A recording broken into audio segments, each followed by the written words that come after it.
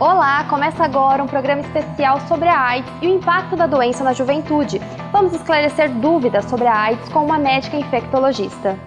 Quando a gente fala que uma pessoa tenha infecção pelo HIV, não necessariamente ela tem AIDS. Então, uma coisa é ser infectado pelo HIV e outra coisa é ter AIDS. Vamos mostrar também dados de uma pesquisa realizada com jovens. Tratamento e apoio psicológico são importantes para a qualidade de vida de quem contraiu a doença. Entender que a doença não faz você não ser amado pelas pessoas, que a doença não te limita de ter metas para sua vida. Eu acho que entender que a doença vai fazer uma parte de você, porque faz. Jovem que contraiu a doença fala sobre preconceito, cuidados e superação.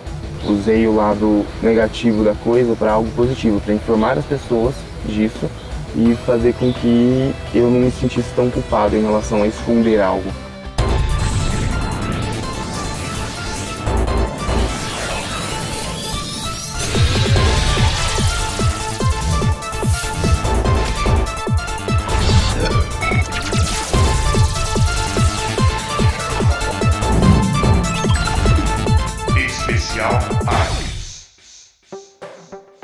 O vírus HIV ainda existe e é muito importante falar sobre suas causas e efeitos. E não pode ser considerado um assunto tabu. A repórter Giovana Romero entrevistou a médica infectologista Karen Mirna, que esclarece as principais dúvidas sobre a doença. Olá, estou aqui com a médica infectologista Karen Mirna, que vai nos esclarecer dúvidas sobre a doença durante um bate-papo com a gente. Doutora, muito obrigada pela sua presença. Eu é que agradeço por essa oportunidade. A primeira pergunta é sobre o número de casos da doença hoje. Como está? Então, nós temos hoje que no mundo todo cerca de 37 milhões, 38 milhões de pessoas hoje convivem com o HIV. Aqui no nosso país estima-se em torno de 800 mil pessoas infectadas pelo HIV, então é muita gente. A doença ainda tem o estigma de ser somente de homossexuais? O que nós temos visto ao longo dos anos é que o HIV é uma infecção muito democrática. Todos nós estamos vulneráveis a essa doença. Há dados de aumento da doença entre jovens e adolescentes? Há alguma explicação para aumento nessa faixa etária? O que nós vemos hoje é muitos casos novos, em especial em homossexuais masculinos, jovens, entre 17 e 24 anos. Isso tem sido uma tendência mundial, Então, a gente se pergunta por que hoje, numa era em que nós temos internet à vontade, quase todos têm acesso, onde há muita informação, por que os jovens hoje seguem se infectando? No meu ponto de vista, isso é um conjunto de fatores que a pessoa se acha assim tão autossuficiente que ela não vai ficar doente, ela não vai ter problema, ela se vira sozinha, ela não precisa do outro, E a gente sabe que isso não é verdade, A gente precisa do outro, inclusive para a gente ter informações, para a gente ter uma vida saudável. De que forma o HIV atinge o corpo do infectado?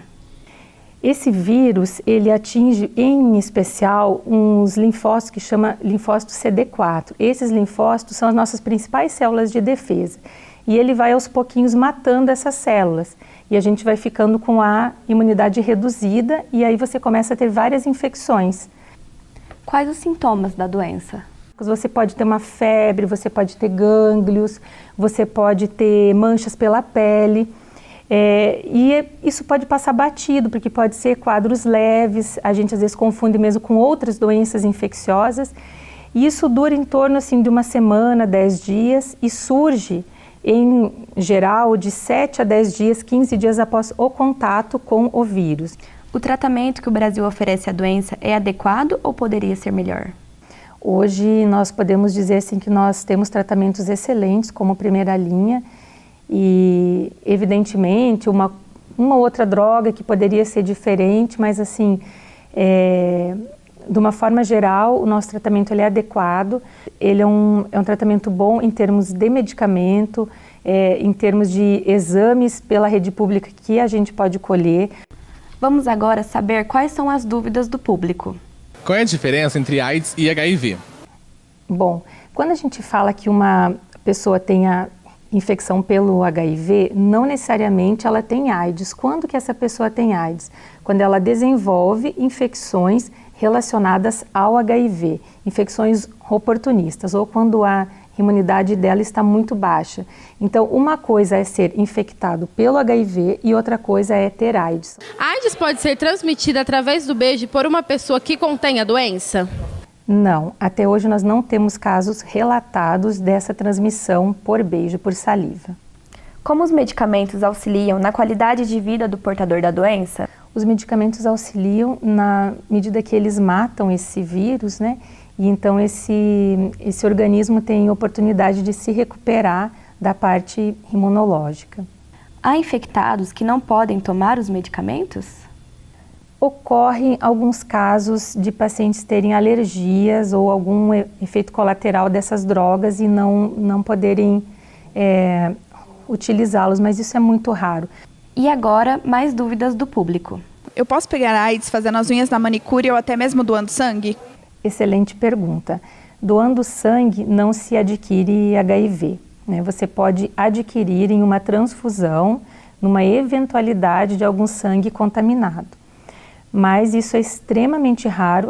Sobre manicure, tem um único caso publicado na literatura de uma muito provável transmissão por cuticulador de unha entre pessoas que se conheciam. Então, quando for na manicure, leve o seu material, não aceite material de outra pessoa. Há outros métodos para se prevenir da doença sem ser a camisinha? Um outro método barato, né, e sem custo nenhum, na verdade, seria a redução do parceiro sexual, dos parceiros sexuais. Isso é extremamente importante quando a gente fala no controle dessa doença. Novamente sobre o tratamento, tem efeitos colaterais? Quais? E no caso de adolescentes e jovens, esses efeitos são diferentes? Na verdade, eles não são diferentes entre grupos, né, entre jovens e adultos, por exemplo. Eles têm vários efeitos colaterais, né? Então é importante falar sobre isso porque quando a gente fala que os nossos medicamentos hoje têm menos efeitos colaterais, a gente não está falando que eles não têm efeitos colaterais. Então alguns pacientes podem ter quadros renais, de alteração renal, alergia, anemia, tem vários quadros assim que podem acontecer. Como evitar a transmissão? Principalmente pelo sexo seguro. O HIV, ele se transmite de várias formas, né, por via sexual, e aí vale a pena a gente falar que a via sexual vaginal, anal, via sexual oral esporádica em situações pontuais, né. Você pode ter transmissão por mãe em bebê, que chama transmissão vertical, por transfusão de sangue esporadicamente, né, por compartilhamento de seringas também, né, uso aí de drogas injetáveis. Em sua opinião, as campanhas de conscientização que existem hoje no Brasil dão resultado? Por quê? A gente fala em campanhas assim, mais em datas chaves, né, que é Carnaval, Dia Mundial da AIDS, né, são aqueles momentos chaves que se fala muito nisso, né. Embora a gente veja, quando você abre a internet mesmo, Facebook, outras mídias sociais, a gente vê bastante material sobre isso, né. Mas eu acho que talvez essa conversa assim, diária, né? Diariamente falando e mostrando exemplos na escola regular, escolas de inglês, de natação, ou seja, onde tiver um espaço para se falar nisso, deve ser falado. E sem dúvida nenhuma, aquelas campanhas que são feitas, elas são importantes, as que são feitas pelo Ministério da Saúde. Como é o teste rápido? Você pica o dedo, põe num aparelhinho que a enfermeira tem lá e ela lê, ela faz uma leitura desse exame e ela diz se é reagente ou não reagente. Vindo reagente, tem que ser feita uma segunda amostra no mesmo momento e aí você dá o diagnóstico para esse paciente. Se vier negativo e esse paciente tiver uma exposição de risco, a gente orienta que em 30 dias volte para fazer um novo exame, porque existe uma situação que a gente chama de janela sorológica, que é aquele tempo decorrido daquele primeiro contato desse paciente com o vírus até esse exame ficar positivo. E isso pode girar em torno de 30 dias, por isso que um exame negativo não afasta o diagnóstico. Doutora Karen, muito obrigada pela sua entrevista e por nos passar todas as informações necessárias sobre a AIDS. Voltamos com você, Adriele. Em uma pesquisa realizada em 2017 com 93 jovens entre 18 e 24 anos, mostrou que apesar do medo de contrair a doença, muitos não se previnem corretamente. A pesquisa mostrou que 83,9% dos jovens entrevistados disseram ter medo de contrair a AIDS, mas apesar disso, os dados revelam que um número grande, 35,5%, não usam camisinha como forma de prevenção. Importante ressaltar que a maioria das respostas da pesquisa foram de jovens universitários e, portanto, com fácil acesso às informações. No próximo bloco, vamos falar de tratamento e apoio psicológico para quem convive com a AIDS. E vamos mostrar também a história de um jovem que contraiu a doença e fala sem preconceito sobre sua vida.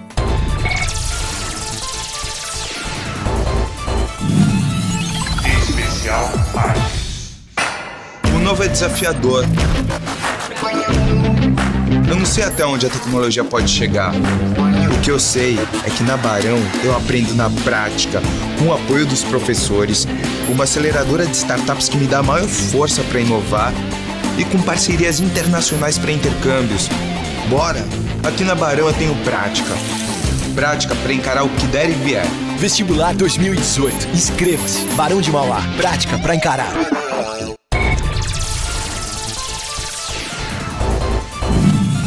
Especial AIDS. A psicóloga Vanessa Gomes fala sobre o preconceito e a importância do acompanhamento psicológico para quem convive com a doença. Confira na entrevista realizada pela repórter Letícia Longo. Por que a AIDS ainda traz tantos preconceitos? Eu já atendi muita paciente que teve diagnóstico de HIV que a família inteira não queria comer nos mesmos pratos, talheres. Então, assim, é aquela coisa de um preconceito muito velado. Todo mundo acha que não tem, mas a hora que você entra em contato, as pessoas estão muito pouco informadas, né? Se você perguntar para a população em geral, a grande maioria não tem a menor ideia de como que é o contágio, do que pode acontecer, de como que é o tratamento, né? Então, ainda se tem muita desinformação. Parece que a gente, porque tem acesso à internet e tudo, que a gente tem muita informação e não é real, né? Então, acredito que isso seja uma das grandes, que acaba legitimando as questões de preconceito mesmo. E como seguir em frente com a doença? Olha, eu acho que é entender que não é o fim da linha, né? Quando a gente trabalha com cronicidade, é entender mesmo, né, que se tem possibilidades além disso, né, que algumas coisas são limitadas e vão ser. Mas, um exemplo, né, uma pessoa que ela é soropositiva, talvez ela não vai poder ter atividades com alto impacto. Se ela queria ser um atleta, ela não vai poder talvez ser um atleta de alto impacto, por maiores riscos, porque não vai ser contraindicado.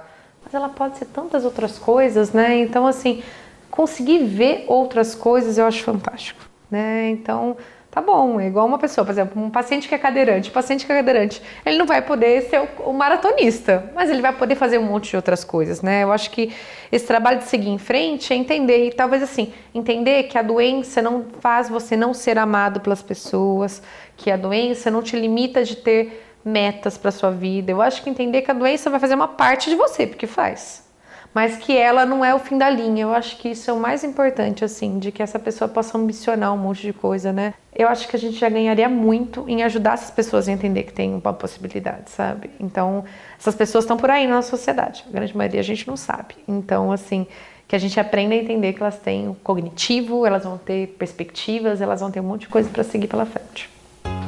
Fechamos o nosso programa com uma entrevista especial, um jovem que contraiu a AIDS há mais de 3 anos. Lucas contou para a repórter Bárbara Pedro como enfrentou o preconceito e hoje como convive com a doença. Olá, estou aqui com o Lucas Raniel, que é publicitário, e há 3 anos e meio contraiu o vírus HIV. Mas antes de iniciar a nossa conversa, eu gostaria de te agradecer. Lucas, muito obrigado por aceitar o convite para participar do nosso programa e contar a sua história, né, que possa servir de exemplo para ajudar outros jovens. E a primeira pergunta que eu queria te fazer é como você contraiu o vírus? Eu estava numa festa de faculdade e eu acabei ingerindo muito álcool e perdi o controle, perdi a noção. Não que isso seja um motivo, entendeu? Porém, acabou sendo uma via mais fácil. E aí foi onde a pessoa que eu contraí o vírus, o moço, ele pegou e a gente teve uma relação sexual sem preservativo que eu não me dei conta que estava sem preservativo no momento.